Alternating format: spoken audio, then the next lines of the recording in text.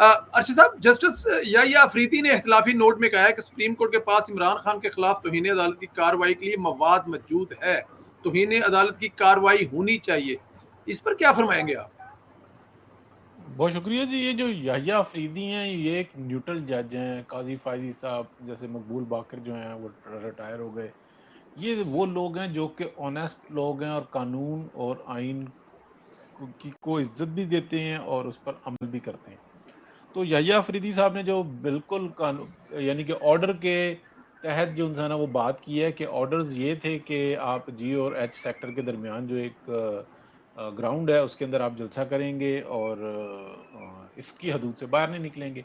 جبکہ عمران خان صاحب کو جس ٹائم میں یہ آرڈر ملا کہ بس ٹھیک ہے ہمیں تحفظ دے دیا گیا، وہ ڈی چوک کی طرف دوڑ پڑے اور بعد میں جو کچھ ہوا وہ ہمارے سامنے موجود ہے. یعنی کہ ایک طرح سے کہا جا سکتا ہے کہ یہ سپریم کورٹ آف پاکستان کے آرڈر کے اوپر اسلام آباد میں جلاؤ، گھراؤ، آگ لگانا، لوٹ مار، بینک لوٹنا، یہ سب سپریم کورٹ آف پاکستان کے آرڈر پر ہوئی.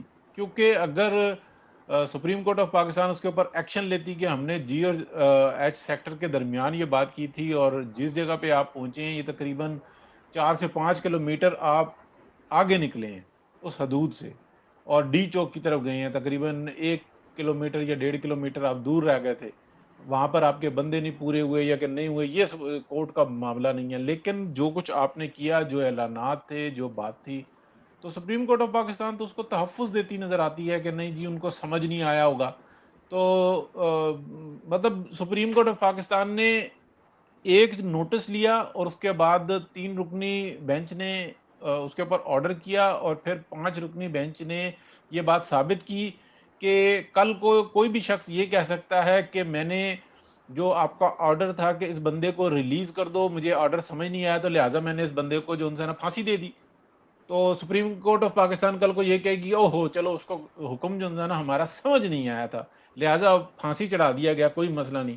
سپریم کورٹ آف پاکستان یہ کہتی ہے کہ جناب ہم آرڈر کرتے ہیں کہ اس بندے کو ریلیز کر دو، تو کوئی دوسرا بندہ یہ کہتا ہے کہ چلو ٹھیک ہے ہم نے اس کو مزید جو ہے نا اس کو پلنٹی کر دی ہے، تو یہ ہم نے کر دی ہے. تو سپریم کورٹ آف پاکستان بعد میں کہے گی کہ او ہو چلو کوئی بات نہیں، اس کو آرڈر سمجھ نہیں آیا تھا.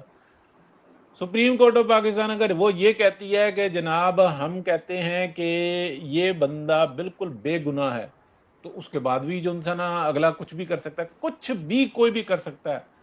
اور بالخصوص عمران خان وہ تو قتل عام کر سکتا ہے، وہ آئین کی قانون کی دھجیاں اڑا سکتا ہے. سپریم کورٹ آف پاکستان اس کو پناہ دے کر بیٹھی ہوئی ہے.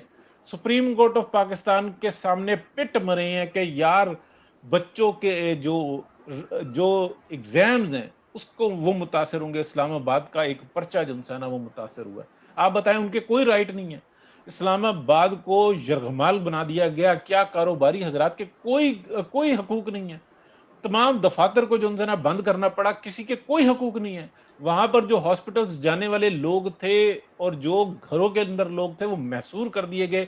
کیا ان کے کوئی حقوق نہیں ہے؟ سپریم کورٹ آف پاکستان کے سامنے پٹ مرے ہیں.